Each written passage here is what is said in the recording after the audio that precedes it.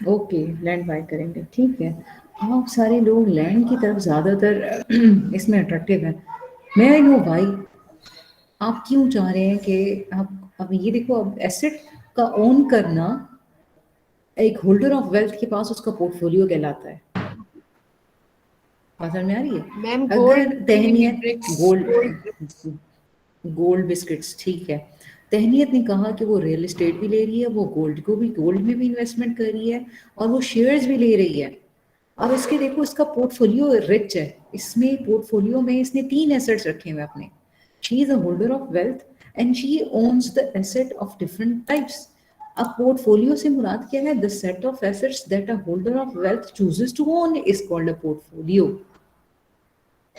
ठीक है, ये देखो अंग्रेजी है, बड़ी सिंपल सादी सी अंग्रेजी लिखी हुई है, the set of assets that a holder of wealth chooses. Taniyat ने क्या क्या सेट ऑफ एसेट्स चूज किए हैं? गोल्ड चूज किया, उसने शेयर चूज किए हैं, इसने इसने क्या, कौन सी और चीज इसने, रियल एस्टेट के लिए इसने चूज किया है, इसने क्रिप्टो करेंसी, डिजिटल करेंसी के ऊपर पे लेके गई है। Means she has a rich portfolio. Portfolio से मुराद the set of asset that a holder of wealth which is Taniyat chooses, that is known as portfolio. अब वो जो डिसाइड कर रही है ये पोर्टफोलियो बनाते वक्त कि कौन से एसेट अपने रखे, ये डिसीजन मेकिंग कहलाती है। That is called as portfolio allocation decision. के the decision about which assets and how much of each asset to hold is called the portfolio allocation decision. कि कौन सा एसेट लेना चाह रही है। आप लोगों ने भी डिसाइड किया, हाजरा ने भी डिसाइड किया कि जी मैं लैंड की तरफ जाऊंगी। तो उसने कुछ डिसाइड किया, 10 करोड़ में से इसने डिसाइड किया, हालांकि 10 crore is a big amount, you can go for the multiple assets, it's not only the real estate. आप और भी चीजें, 10 करोड़ में से अगर आप 2 करोड़ की प्रॉपर्टी ले लें तो it's enough, it's more than enough. आपको अच्छी खासी बंगला बड़ी साइज का मिल जाएगा, यहाँ पे अच्छी लोकेशन पे मिल जाएगा, 2 से 3 करोड़ में मिल जाएगा आपको। तो आपके पास 10 करोड़ थे, you could have wide you could have purchased what the gold और द डिफरेंट थिंग्स। लेकिन सो अब बात समझ में आ रही है, पोर्टफोलियो मुराद वो एसेट्स, एसेट जो कि होल्डर ओन करेगा, पोर्टफोलियो उसका कहलाएगा। और वो उसकी जो डिसीजन मेकिंग कर रहा है उसका टर्म हमने नाम दे लिया पोर्टफोलियो एलोकेशन। अब इस ये जो हमने टर्म पढ़ी है वो करते किस बेसिस के ऊपर हैं, ये चीजें कहलाती हैं characteristics that matter for the portfolio location decision. इसके ऊपर लोगों की जिंदगियां हैं, लोग इससे रोजी कमा रहे होते हैं, किसी को समझाने के लिए, किसी को बनवाने के लिए ये चीजें। और ये इकोनॉमिक्स की एक मेजर ब्रांच है, और ये फाइनेंशियल इकोनॉमिक्स इसको कहते हैं। ठीक है, वो तकरीबन सारी की सारी सब्जेक्ट्स ही आपको सिर्फ इन इन चंद चीज़ों के ऊपर मिलेंगे कि कैसे किसी को सेलेक्ट करवाया जाए, उसका पोर्टफोलियो अच्छा कैसे बनवाया जाए। अच्छा, अब हाजरा, आमना, जिन जिन लोगों ने मुझे कहा आप लैंड परचेज करेंगे, can you tell me the reason why you wanted to purchase the land only? क्या था रीजन, क्या था उसके पीछे? क्योंकि सेल करेंगे फिर उससे प्रॉफिट कमाएंगे। Very good. इसका नाम जो है ना, जो आपने मैम कहा कि आगे ये जाके सेल मतलब कि करेंगे। अगर हाँ, हाँ। होता है मैम, मैम लैंड की हर वक्त वैल्यू होती है ना। ओके। मैम कभी कभी लैंड का ये फ्यूचर में होता है, कभी वो बेनिफिट भी लैंड की हुआ। मार्केटिंग हाई जाती है, कभी अप जाती है। जब हाई जाएगी तो हम हाई सेल में सेल आउट कर देंगे। हम्म, ठीक है। यानी आपको ये पता है कि आपका जो लैंड है वो ऐसा एसेट है जो कि वैल्यू उसकी हमेशा इंक्रीज ही होती रहेगी, या स्टेबल होगी या इंक्रीज होती रहेगी। कभी वो लेस रेट के साथ इंक्रीज होगी, कभी वो हायर रेट के साथ इंक्रीज होगी। यानी इसका जो नाम है ना, वो आपको यहाँ पे पहला पॉइंट कवर हो गया, दैट इज एक्सपेक्टेड रिटर्न। आप उस पे रिटर्न अच्छा खासा एक्सपेक्ट करते हैं, तो ये तभी आप वो एसेट की तरफ जाते हैं। आप अपना पोर्टफोलियो में रियल एस्टेट रखते हैं बिकॉज ऑफ द जो एसेट है उसकी जो करेक्टरिस्टिक है, एक्सपेक्टेड जो रिटर्न है वो हाई है। ठीक है, तो आप एक्सपेक्टेड रिटर्न जिसका ज्यादा होगा आप वो एसेट रखना चाहेंगे, ऐसा है या नहीं है? गोल्ड के ऊपर शायद इतना मुनाफा ना हो, शायद आपको शेयर्स के ऊपर इतना मुनाफा ना हो, शायद आपको जी रियल एस्टेट के ऊपर, लेकिन आपको पता है कि हायर रेट्स हैं, तो you will the higher the rates, the the more the willingness to acquire that asset is. ठीक है। अच्छा, अब और पोर्टफोलियो में और कौन सी चीज होती है जो देखी जानी चाहिए पोर्टफोलियो बनाते वक्त अपना? एसेट, सेट ऑफ एसेट जो आप चूज कर रहे हैं, और कौन सी ऐसी चीजें हैं जो देखनी चाहिए। आपने कहा एक्सपेक्टेड रिटर्न, जो सबसे पहली चीज आपके जहन में आई है वो यही है। एक और चीज होती है, दैट इज रिस्क। अगर मैं आपके सामने दो एसेट्स रखूं, दो एसेट रखूं, एसेट ए और एसेट बी, उन दोनों का expected rate of return equal है, ठीक है, दोनों एसेट ए है और एसेट बी है, दोनों का expected rate of return same है। एक्सपेक्टेड रेट ऑफ रिटर्न समझ गई है कि इसका आखिर में जाके प्रॉफिट कितना मिलेगा। अगर मैं कहूँ दोनों का एक्सपेक्टेड रेट बिल्कुल सेम है, लेकिन एक में रिस्क हाई है और एक में रिस्क कम है, so which one you will choose? The asset with जिसमें हायर रिस्क रिस्क और कम है। द एसेट विद जिसमें रिस्क कम है। तो अब जिसमें रिस्क कम होगा, you will be more willing कि आप वो एसेट चूज करें, ठीक है। हम बेसिकली पढ़ क्या रहे हैं, हम पोर्टफोलियो एलोकेशन डिसीजन पढ़ रहे हैं और उसकी करेक्टरिस्टिक्स पढ़ रहे हैं कि किसी भी एसेट को जज करते हुए हम क्या चीजें ज्यादातर देखते हैं। एक होता है एक्सपेक्टेड रिटर्न, दूसरा होता है risk. The third thing is liquidity. Liquidity हमने थोड़ी देर पहले कहा था कि कैशेबल कितना जल्दी और आसानी से हो जाता है। तो अगर मैं यही दोबारा एग्जांपल दूं, एक एसेट ए है और दूसरा एसेट बी है, इसका आपने कहा कि एक्सपेक्टेड रिटर्न भी सेम है जी, इसका रिस्क भी बिल्कुल सेम है, लेकिन लिक्विडिटी में डिफरेंस है। Liquidity means a can be easily cashable in a very less amount of time, but the B will take more time to be cashed. तो अब बताएं which one you will choose? A, because it is there is higher chances to get it cashed. To get it cashed, you will go for the A. ये जल्दी आसानी से आपको market में जाएंगे, इसके बेवज आपको पैसे मिल जाएंगे। यहाँ पे आप एक मुझे आर्गुमेंट दे सकते थे रिस्क के हवाले से, पता है कहते हैं ना, no risk no gain, no pain no gain. तो इकोनॉमिक्स में ये बड़ी, या फिर आपके बिजनेस में ये बड़ी अच्छी टर्म यूज की जाती है। एंटरप्रेन्योर जो होते हैं वो रिस्क ही ले रहे होते हैं। Higher the risk higher the profit higher the returns. तो अब अगर रिस्क ज्यादा होता है ना, तो आप लोग आर्ग्यूमेंट कर सकते थे कि रिटर्न भी वहां पे ज्यादा होगा, ठीक है। मगर मैंने कहा कि अगर दो एसेट के दरमियान रिटर्न का मैं की चीज कह दूं कि दोनों रिटर्न बिल्कुल एग्जैक्ट सेम मिलेंगे, तो फिर आप कौन सा एसेट चूज करेंगे? तो फिर आप वही चूज करेंगे जिसमें रिस्क कम होगा। So the lower the risk, मतलब आपका पोर्टफोलियो की जो एलोकेशन डिसीजन है वो उसके ऊपर बेस करेगा। और लिक्विडिटी में भी हमने देखा कि the more the liquidity the better it is. And what about the fourth statement, the fourth point, that is the time to mature? Time to mature is nothing but like, अगर मैं time deposit कर दूं कोई, इसमें कौन सा होता है, national saving centre, national saving centre है या नेशनल सेविंग्स एक बैंक है जो आपकी बूढ़ों के लिए स्पेशली होती है। जब आपकी उम्रें हो जाएंगी, अल्लाह करे कि आप लोग जिए हजारों साल, तो ये जो टाइम वाला जो होता है, अगर आप अपनी सेविंग्स, मुझे एक सेकंड देंगे, पता नहीं कोई दरवाजा नॉक कर रहा है, सेकंड से।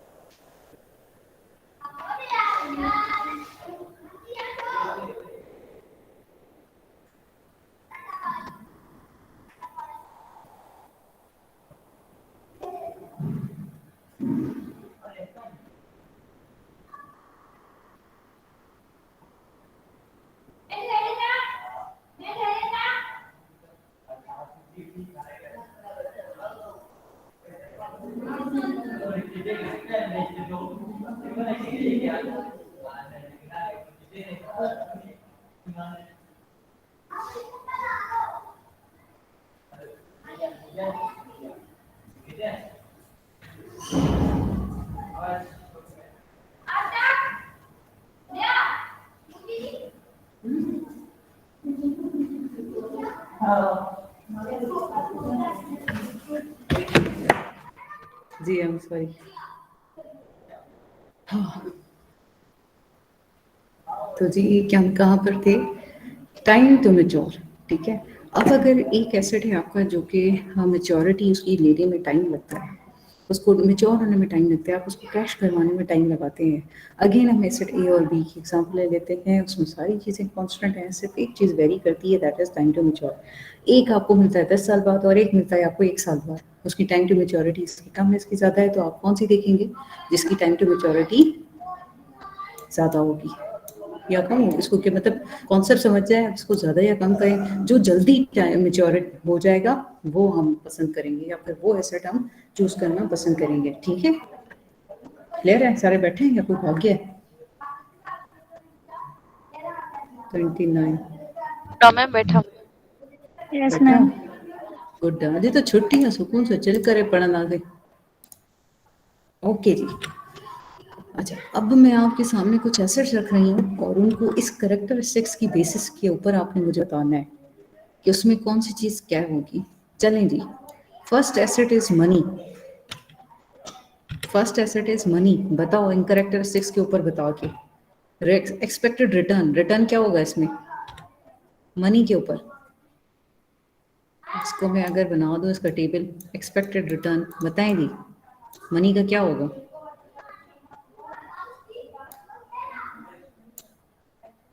Yes, hurry up.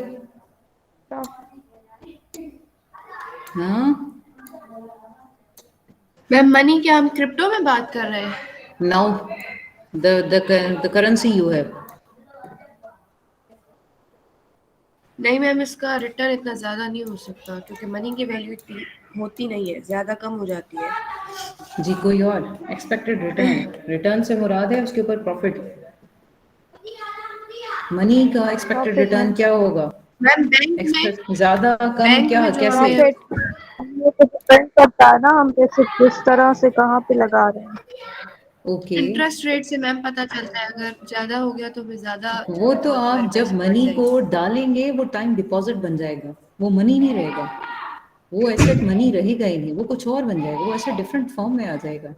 Bond is again, वो बॉन्ड की फॉर्म में हो सकता है, वो चेक्स की फॉर्म में हो सकता है, वो टाइम डिपॉजिट की फॉर्म में हो सकता है, but money, the money which you, मतलब ये 10 रुपए 50 रुपए ये 100 रुपए ये वाली मनी जो आपके हाथ में है, बताएं इसका क्या है?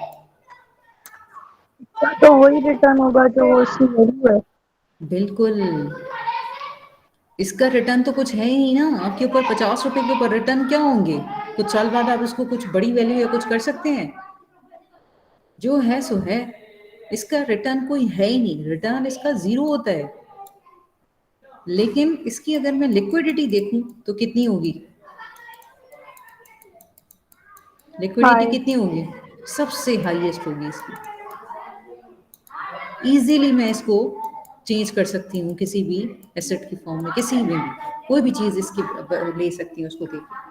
तो लिक्विडिटी इसकी हाईएस्ट होगी, रेट ऑफ रिटर्न इसका बिल्कुल जीरो होगा, एक्सपेक्टेड रेट, और मेच्योरिटी वगैरह का इसमें कोई सीन नहीं आता, क्योंकि ये एक ऐसा एसेट है जिसकी मेच्योरिटी का मैं कह नहीं सकती, वो सेविंग्स या टाइम डिपॉजिट की बातें आएंगी। और रिस्क इसमें वो अलग चीज़ हो जाएगी रिस्क के जी, अगर मैं इसमें इन्वेस्ट करूँ, ये वाला ऐसे परचेज करूँ, रिस्क जैसे रिस्क अगर मुझे देखना हो कि हाँ वाईफाई सर्विसेज, मैं यहाँ पे वाईफाई सर्विसेज जो है वो परचेज करती हूँ, यहाँ पे देती हूँ, ज़रूरी नहीं है कि पीटीसीएल को वो कम्पीट कर जाए और मेरी वाईफाई सर्विसेज चढ़ जाएं, अगर चल गई तो भाई मेरे वारे न्यारे पीटीसीएल का पूरा जितना भी यहाँ पे बंदे हैं जो इंटरनेट यूज़ करते हैं, आप लोग यूज़ करते हैं, अगर 2-3 हज़ार रुपये आप हर महीने के देते हैं और वो सारा का सारा रेवेन्यू, कितने घर होंगे, कितनी आवाम होगी, कितने वाईफाई, एक घर में इतने इतने लोग भी वाईफाई अपने अपने कनेक्शन लगवा रहे होते हैं, सोचिए मेरा कितना रेवेन्यू बन जाएगा।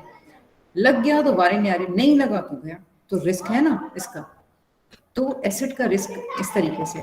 तो अब मनी का कोई रिस्क नहीं समझ आती, बस इसकी ये दो चीजें समझ में आई कि इसका rate, expected rate is zero, liquidity is the highest. इसकी कैरेक्टरिस्टिक्स पढ़ाने की कोशिश करी हूँ मैं, टाइप ऑफ एसेट जी। अब यहाँ पे मनी की बजाय मैं रखूँ बॉन्ड, अब इसमें बताओ इसकी कैरेक्टरिस्टिक समझाओ मुझे।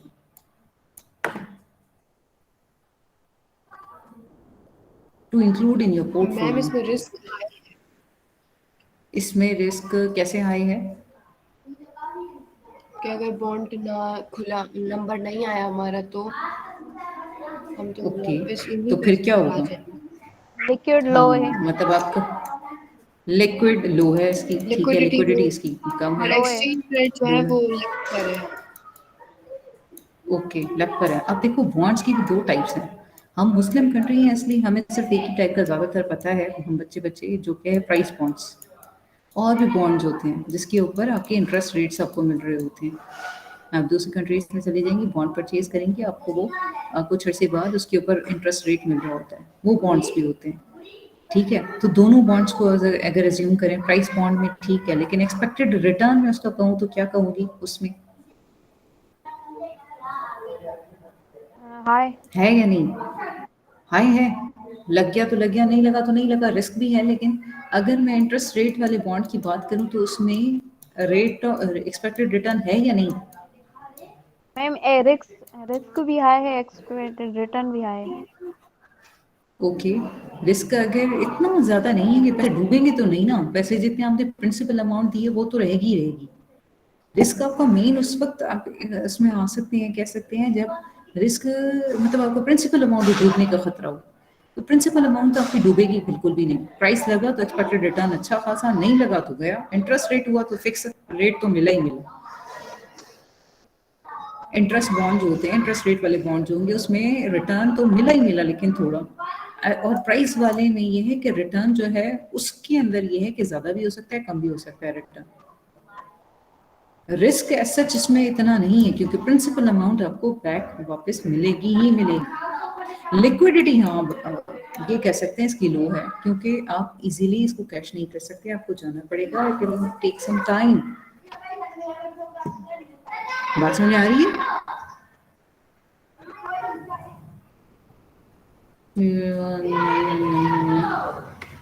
Everybody with me?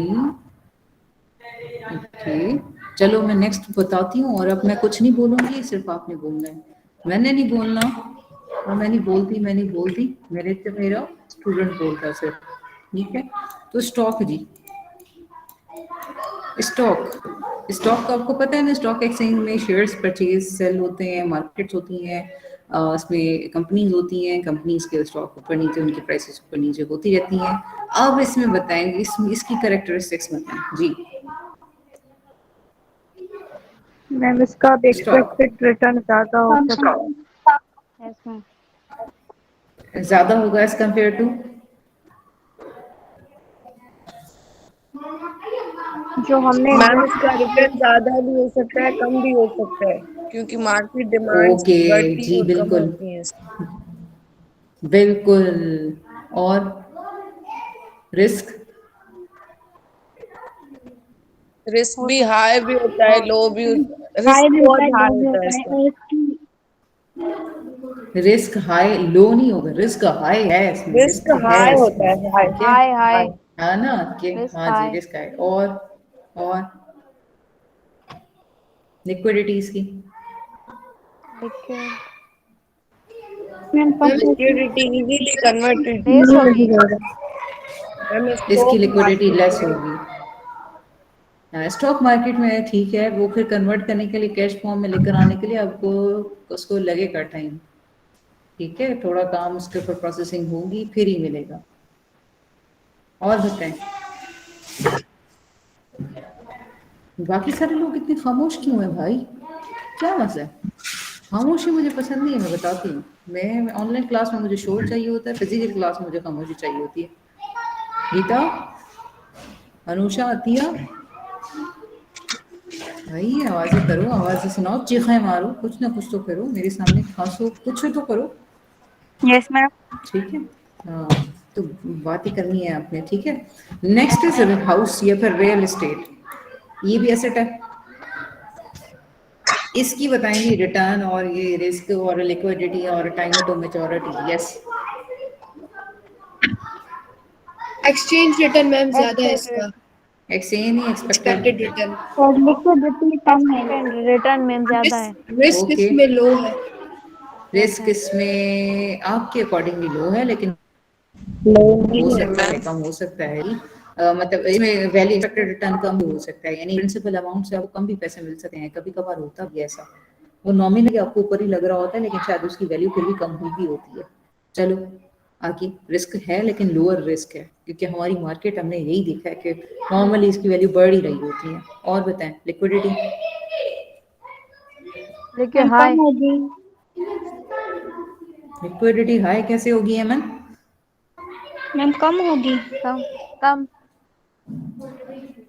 लिक्विडिटी का कॉन्सेप्ट समझ नहीं आया अमन?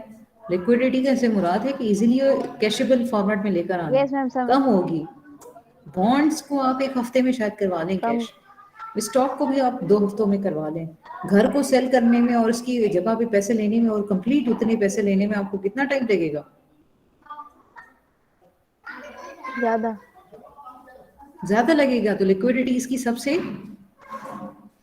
कम होगी। कम होगी। और रिटर्न इसका एक्सपेक्टेड रिटर्न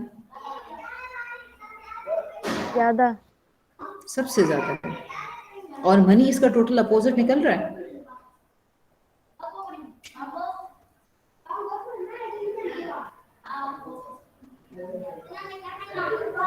जिसमें मनी में एक्सपेक्टेड रिटर्न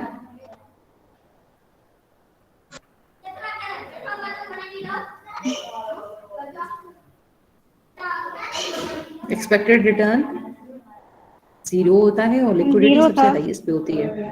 हाँ, और एक्सपेक्टेड रिटर्न इसका जीरो था और लिक्विडिटी सबसे हाईएस्ट थी। ठीक है। अच्छा, व्हाट अबाउट ऑटोमोबाइल, कार्स को देख लें, ये भी एसेट होते हैं। अब बताएं मशीनरी या कोई कैपिटल समझ लो जी, उसका बताएं एक्सपेक्टेड रिटर्न ज्यादा मैम एक्सपेक्टेड रिटर्न हाई होगा कैसे, किसका? और लिक्विडिटी कम होगी। Okay okay. ऑटोमोबाइल ऑटोमोबाइल या और रिस्क? मशीनरी कोई भी। हाँ, और रिस्क? रिस्क हो सकता है मैम, हो सकता है। हाई भी हो हाँ, हो सकता है। मैम एक्सपेक्टेड रिटर्न ऑटोमोबाइल का कैसे ज्यादा हो सकता है? वो तो डेप्रिसिएट होता है फिर। देखो exactly, very good Fatima, I love it. अच्छा, एक्सपेक्टेड रिटर्न उसका ज्यादा हो सकता है, बताऊं कैसे? रिसेंटली 1-2 साल पहले गाड़ियों की कीमतें बहुत ही ऊपर चली गई थी।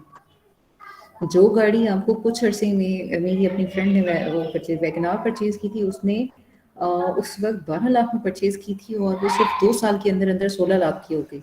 तो वो जो चलाई थी उसने गाड़ी, इतने साल तक उसने गाड़ी चलाई भी, ठीक है, उसकी कंजप्शन होने के बावजूद भी उसको आराम से वो 15 से, यानी उसको प्लस में जाती है।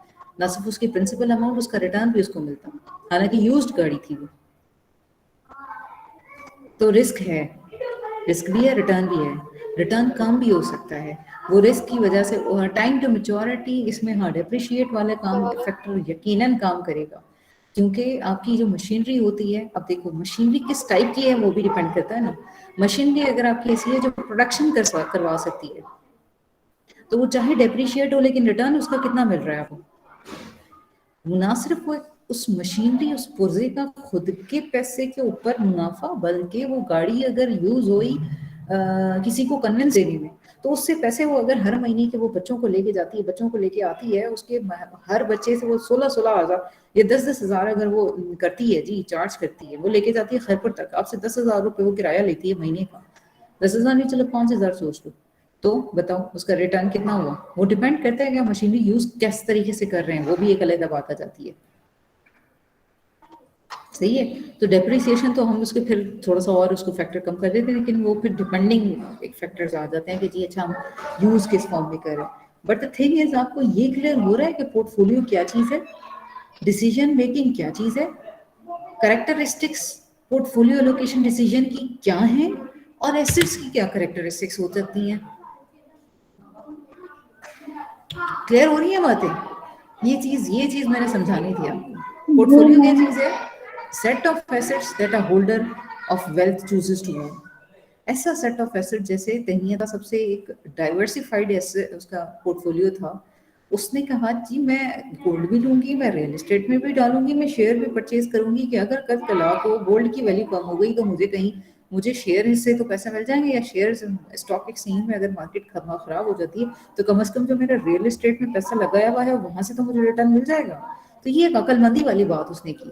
तो इसका बड़ा रिच पोर्टफोलियो मुझे नजर आया कि the set of assets, portfolio कहते हैं किस चीज को है, the set of assets that a holder of wealth chooses to own is called a portfolio, and the decision which assets about the assets, how much of each asset to hold is called a portfolio allocation decision. और उसकी characteristics क्या है portfolio allocation की, decision making की, वो है जी हम ये 4 चीजें देखते हैं। वो कौन सी चीजें हैं, वो है जी expected return, risk, liquidity, time to maturity, और भी बहुत सारी हो सकती है लेकिन ये मेन ज्यादा इंपॉर्टेंट है। ये 4 हमने फिर टाइप ऑफ एसेट पढ़े हैं, उसकी कैरेक्टरिस्टिक्स को हमने चेक करने की कोशिश की है। एसेट डिमांड फिर उसी तरीके से जो एसेट होता है उसकी उस तरीके की डिमांड भी होती है। चेकिंग अकाउंट वाली जो है, देखो प्रोस एंड कॉन्स तो हर जगह पे ना, जो चेकिंग जो आप ये जो डिजिटल करेंसी है उसकी क्या होगी, ये लिक्विड है, सबसे हाईएस्ट, बहुत लिक्विड है लेकिन रिटर्न उसके भी बहुत कम होता है, लेकिन ये सेफ है।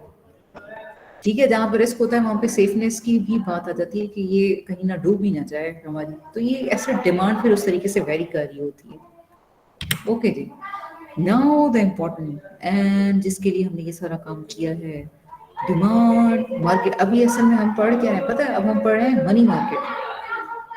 मार्केट में हमने 2 चीजें देखी हैं, सप्लाई डिमांड, और उसके इक्विलिब्रियम पे लेके चले जाते हैं। किसी भी किस्म की मार्केट है ना, याद है ना, तो एग्रीगेट डिमांड है, एग्रीगेट सप्लाइयां भी पढ़ी हैं हमने जो, वो भी एक कंप्लीट ओवरऑल मार्केट की पढ़ी थी। अगर हम माइक्रो में जाते थे तो हम किसी पर्टिकुलर ओवर मार्केट देख लिया हमने, कोई किसी एक आइटम के ऊपर किसी एक एक गुड्स, एक पर्टिकुलर गुड्स के हवाले से हम उसकी मार्केट देखते थे, और उसमें मार्केट कैसे देखते थे, डिमांड और सप्लाई को प्लॉट करके। अब हमें लेबर मार्केट भी हो सकती है इसी तरीके से, कि लेबर की डिमांड, लेबर की सप्लाई क्या हो रही है, उनके वेरिएबल्स क्या है वर्टिकल और हॉरिजॉन्टल एक्सिस के ऊपर। सिमिलरली अभी जो हम पढ़ेंगे वो पढ़ेंगे मनी मार्केट। मनी मार्केट की भी डिमांड होगी, मनी मार्केट में मनी की डिमांड और मनी की सप्लाई। मनी की सप्लाई के ऊपर लास्ट टाइम हमने कुछ डिस्कशन की थी, याद आ रहा है कुछ, मॉनेटरी पॉलिसी को डिस्कस करते हुए, वो अभी हमारा टॉपिक आधा है, उसको ये वाला टॉपिक ये कंप्लीट करके फिर मैं मॉनेटरी पॉलिसी की तरफ जाऊंगी, क्योंकि फिस्कल पॉलिसी में भी हमने क्या पढ़ा था, हमने पहले इसमें मार्केट पढ़ी थी, एग्रीगेट डिमांड और एग्रीगेट सप्लाई, फिर उसमें हमने मसले पढ़े थे बिजनेस साइकिल के अकॉर्डिंग, रिसेशन और inflation.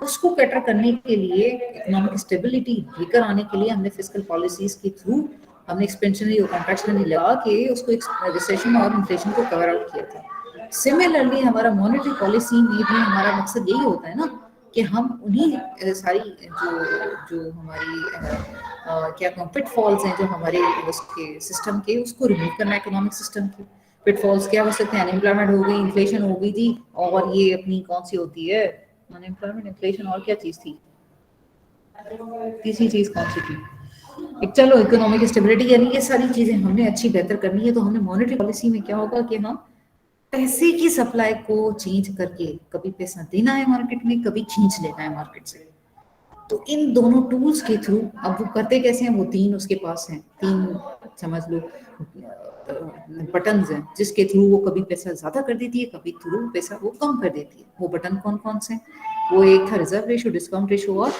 Operation open market operations, ये 3, हाँ ना, तो ये 3 चीजें थी।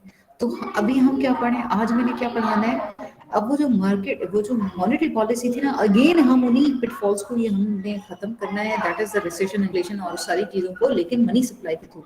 अब वो जो चीजें करेंगे तो मनी सप्लाई को करने के लिए हम ग्राफ्स के अपने मार्केट्स में मनी मार्केट को देखने ना, डिमांड कैसे बनती है, कैसे उसका ऊपर नीचे होता है, सप्लाई कैसे होती है, सप्लाई के लिए हमने कुछ चीजें पढ़ ली हैं, उसके शिफ्टर उसकी चीजें, फिर हम अगेन वापस उसी चीज के ऊपर आ जाएंगे कि हम मार्केट में अगर मनी इन्फ्लेशन आ जाती है, रिसेशन आ जाता है, तो हम मनी सप्लाई के थ्रू उन चीजों को कैसे कवर अप करते हैं। मॉनेटरी पॉलिसी के थ्रू कौन सी मॉनेटरी पॉलिसी लगाएंगे, एक्सपेंशनरी या कॉन्ट्रैक्शनरी मॉनेटरी पॉलिसी लगाएंगे, और फिर अगेन इन चीजों को हम स्टेबलाइज करेंगे, कोशिश करेंगे।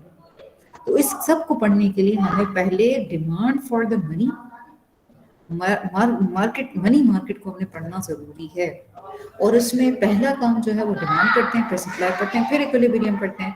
ठीक है, आज हमने क्या पढ़ना है, डिमांड फॉर मनी। तो मनी क्या चीज है, कैसा एसेट है जो कि जनरली यूज होता है, वाइडली एक्सेप्ट होता है for payment against the goods and services and guaranteed by the government. अब मनी एक ऐसा एसेट है, उसकी कैरेक्टरिस्टिक क्या है कि वो हाईली लिक्विड है और रिटर्न उसका जीरो होता है, रिस्क उसमें बिल्कुल छोड़ दें उसको, रिस्क को तो देखना ही छोड़ दें, ठीक है। और सेफ होता है, सेफ होता है, सेफ होता है यानी आपके फॉर्म, आपके जेब में अगर कैश पड़ी हुई है ना तो, और अगर कहीं पे वो इन्वेस्ट हुई हुई है मनी, तो आप ज्यादा सिक्योर किस चीज से फील करेंगे, जो आपकी कैश आपके घर में पड़ी हुई है।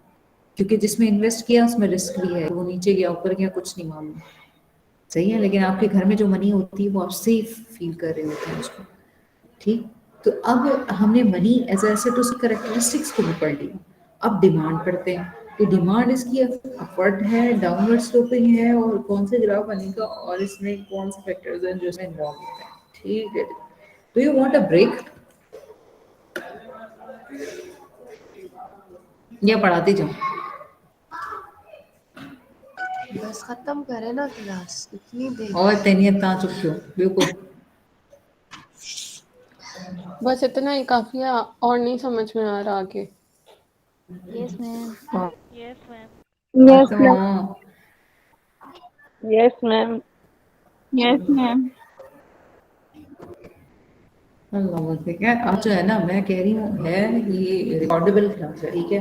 तो ये तो आप बाद में भी सुन सकते हो ना आराम से। मैं सोच रही थी कि वो क्विज भी डिस्कस कर लेते हैं, वो रिकॉर्डिंग में फिर अपलोड भी कर दूंगी, वो 1 घंटे हाँ हाँ हाँ, बाद हम फिर क्विज करें डिस्कस कर लेते हैं, ठीक है। वो हम बीच में ब्रेक दे देती हूँ, उसके बाद में जो क्विज था ना लास्ट टाइम वाला, उसको मैं डिस्कस करवा दूँ, वो थोड़े इंपॉर्टेंट एमसीक्यूज हैं, तो आपको पता हो क्या मैम चीजें हैं, क्या क्विज करनी है में क्या नहीं आपकी है। वर्डिंग ही समझ में नहीं आ रही है हमें। अच्छा ना, मैं तभी कह रही हूँ कि वो रिकॉर्डेड हो, जब मैं डिस्कस करूँ तो वो रिकॉर्डेड करूँ, वरना वही इंटरनेट पीसी प्रोजेक्टर मसले मसाइल वो फिर रखूंगी आगे, फिर एक अलहदा एक मतलब उसको सेट करने में ही घंटा डेढ़ गुजर जाता है। मैं कह रही हूँ वो क्विज तो जरूर डिस्कस करूँ आज, लेकिन वो मैं आपको ब्रेक दे के भी कर सकती हूँ, मुझे कोई मसला नहीं है। वो रिकॉर्ड भी कर लूंगी और फिर उसको आप बाद में भी सुन सकते हैं, हाँ सही है। तो ठीक है आज मैम, ये वो सिर्फ ये कर वाली लो। स्लाइड कंप्लीट कर लूँ, ये स्लाइड कंप्लीट कर लूँ, फिर रिकॉर्डिंग ऑफ करूंगी, फिर मैं कुछ ब्रेक देके फिर वो करूँगी, सही है। अच्छा चलो, ये देखो डिमांड फॉर मनी। अच्छा, जिसको समझ में नहीं आ रहा तो मैं आपको एक बात बताऊं कि ये नॉर्मल है, इट्स नॉर्मल, डोंट वरी के क्या हो रहा है क्या नहीं हो रहा, ये नॉर्मल है, ये हर क्लास में, और ये जिंदगी भर ऐसा ही होता है जब भी आप क्लास में पहले टॉपिक पहली दफा पढ़ते हैं, ठीक है। आपकी जब नई नई होती है ना तो आप ऐसे ही होते हैं, उसके बाद आप यूज हो जाते हैं, ठीक है। तो अब ये सारी जो चीजें हैं ये लिखी हुई हैं यहाँ पे। जो हंस रहा है थैंक यू, मैंने जो की मारा था। अच्छा, अब ये देखो, ये सारा लिखा है, ये टाइम टू मैच्योरिटी, ये सही, ये एक्सपेक्टेड रिटर्न, ये रिस्क, ये लिक्विडिटी, और ये portfolio location, demand for money, ये सारा लिखा है। ये जो भी कहूँ ये आपने पढ़ना है, पढ़ने की आपने हैबिट डालनी है, बस ये मेहरबानी करनी है। चलो चलो, बस ये स्लाइड पूरी करूँ और दैट्स इट। अब क्या है डिमांड फॉर मनी। अब मनी एक ऐसा एसेट है जिसकी लिक्विडिटी हाई है, ठीक है, और इसका रेट ऑफ रिटर्न बिल्कुल जीरो है, ठीक है। अब इसमें देखो, हमने डिमांड को स्टडी करना है, प्राइस लेवल, एक वेरिएबल उठाना है, प्राइस लेवल। प्राइस लेवल ऊपर गया, मनी की डिमांड क्या होगी, ऊपर जाएगी नीचे की जाएगी। एक समोसा जो आपको 10 रुपए पहले मिलता था, आज वो 20 रुपए का मिल गया, आप डिमांड क्या करेंगे, मनी की डिमांड क्या करेंगे, इंक्रीज मनी हो की डिमांड जाएगी। क्या करेंगे, इंक्रीज करेंगे ना, इंक्रीज हो प्राइस लेवल जाएगी। ऊपर गया ना। हाँ, अब जो, हाँ, जो पहले चाय कप आपको 20 रुपए का मिलता था, 30 रुपए का आपको पता नहीं कितने का मिलता है, इतने का मिलता है हॉस्टल में, 120 का, 30 का। तो उसके साथ 2 रोटियां स्लाइसेस, कितने का मिलता है चाय का कप, 60 80 120 का ना। 30। 120 का, अस्तगफिरुल्लाह यार, मैं क्या करूं। फिर एक चाय का कप जो पहले 20 का मिलता था, अब वो आपको 120 का मिल रहा है, तो आप मनी की डिमांड क्या करेंगी, आप कहेंगी मार्केट में मुझे मनी चाहिए ताकि मैं ट्रांजैक्शन परफॉर्म कर सकूं, यानी ये कौन सा रिलेशन हुआ, डायरेक्ट या इनडायरेक्ट, डायरेक्ट। ओके डायरेक्ट हुआ, और ये एक 1-to-1 रिलेशन है। 1-to-1 यानी जितना परसेंटेज इंक्रीज होगा प्राइस लेवल में, उतना ही एग्जैक्ट प्रोपोर्शनल इंक्रीज होगा मनी डिमांड, प्रोपोर्शनल होगा, बिल्कुल प्रोपोर्शनल। अगर 10% से इंप्रूव हुई है प्राइस लेवल, तो 10% से ही मनी की डिमांड इंप्रूव होगी। 1-to-1 रिलेशन, बिल्कुल डायरेक्ट और प्रोपोर्शनल इसका रिलेशन है। नेक्स्ट पॉइंट है रियल इनकम।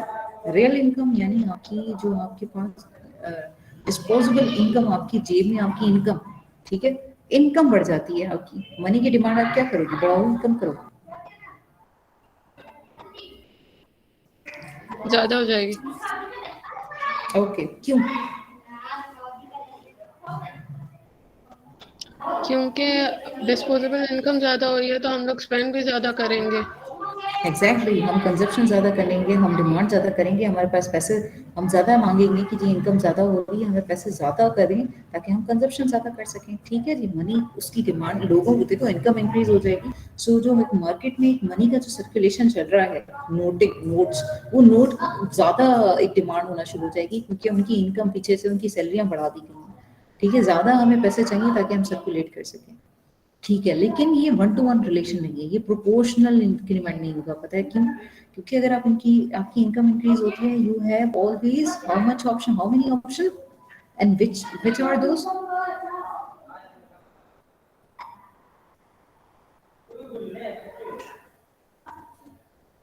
तेनियत? Yes ma'am. हाँ, ॿुधायो। रियल अगर आपकी इनकम बढ़ जाती है, रियल आपकी इनकम बढ़ती है, आपके पास कितने ऑप्शन है और कौन से ऑप्शन है? इनकम बढ़ती है तो हमारे पास मनी भी ज्यादा होगा। मनी की डिमांड ज्यादा होगी तो हमारे और वो इनकम में से आप क्या करेंगी? इनकम में से आपके पास सिर्फ 2 ही ऑप्शन बनते हैं ना, वो क्या होते हैं? या तो कंज्यूम करूंगी या सेव करूंगी। ओह कंज्यूम करूंगी और सेव थैंक यू, करूंगी। बिल्कुल ऐमन, बिल्कुल ठीक कह रही हो। बाकी सारे कितने सो रहे हैं? हबीबा, हया, कैनात, क्या करेंगे? कंजप्शन करेंगे या फिर सेव करेंगे? क्या सेविंग करोगी करेंगे। अगर इनकम बढ़ती है हबीबा? सेविंग करोगी या कंज्यूम करोगी? तो क्या मैं ये कह सकती हूँ कि जितना इनकम इंक्रीज हुआ उतना ही प्रोपोर्शनली आप मनी की डिमांड को इंक्रीज करेंगे? नो। नो मैम, क्यों? क्यों क्यों क्यों? रीजन? क्योंकि कुछ सेव करेंगे, हाँ, कुछ सेव करेंगे, बिल्कुल। तो अब मैंने ये अखज़ किया कि प्राइस लेवल में भी डायरेक्ट रिलेशन था प्राइस लेवल और मनी डिमांड का, मगर बिल्कुल 1 to 1 था, प्रोपोर्शनल था। लेकिन रियल इनकम के इंक्रीज होने के साथ मनी की डिमांड इंक्रीज होती है, एग्री, लेकिन 1 to 1 रिलेशन नहीं है, क्योंकि जो डिमांड है मनी की वो थोड़ी स्लो इंक्रीज होती है as compare to the income. Income अगर आपकी इंक्रीज हो गई तो आप फौरन से ही उतनी ही मनी की डिमांड नहीं बढ़ाएंगे क्योंकि आप कुछ ना कुछ सेव करेंगे। सही हो गया। अच्छा, what about the interest rate? इसके ऊपर तो हमने ग्राफ भी पढ़ लिया है, इसको तो समझने में कोई मसला ही नहीं होना चाहिए। इंटरेस्ट रेट ऊपर हो गया, आप क्या करेंगे? मनी की मनी डिमांड की को सप्लाई कम होगी, मनी सप्लाई कम सप्लाई कर तो देंगे। ठीक है, मनी सप्लाई कम करेंगे, लेकिन व्हाट अबाउट द डिमांड?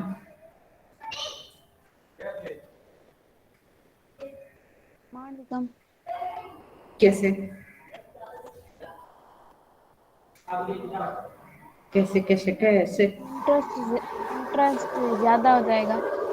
हाँ, ज्यादा हो जाएगा, फिर आप क्या करेंगे?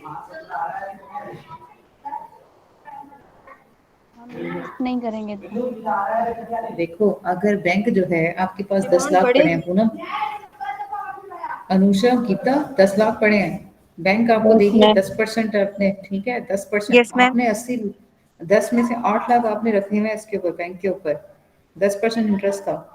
आपको मैं न्यूज देती हूँ 40% हो गया इंटरेस्ट, आप क्या करेंगी? जो आपने 2 लाख रखे हुए थे ऐसे ही कैसे, वो क्या करेंगी? पढ़े रहेंगे ना मैं। क्यों? 40 इंटरेस्ट रेट दे रही हूँ मैं एज ए बैंक। अच्छा, इंक्रीज हो इंटरेस्ट गया। रेट बढ़ा दिया है मैंने। हाँ हाँ, इंटरेस्ट रेट आपको बढ़ा दिया है मैंने कहा हम 40% दूंगी। विड्रॉ कर देंगे। Anybody else? आपने 8 लाख रखे हुए थे उसमें, बैंक में 10% ज्यादा इंटरेस्ट मिल रहा था, अब 40% रेट हो गया, सेव एक्सपेक्टेड डिमांड रिटर्न ज्यादा जो हो। है 40% हो गया। अमाउंट बहुत है। आप अपनी मनी क्या करेंगे? हमें मिल रहा है ना इंटरेस्ट। हाँ ना, मैम इन्वेस्ट हाँ, करेंगे आपको ना। मिल रहा है।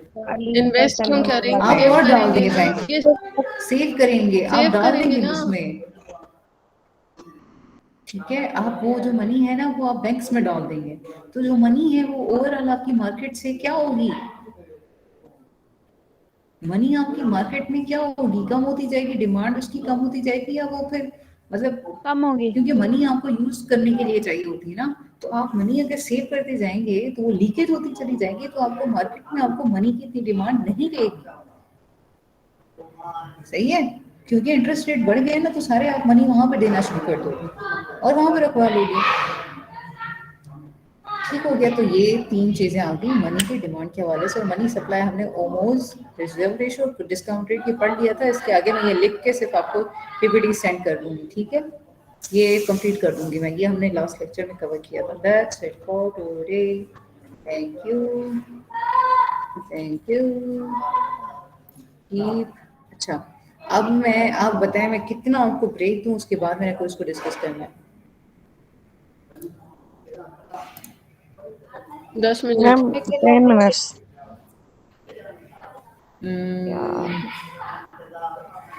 ये कौन है रो कौन रहा था अभी?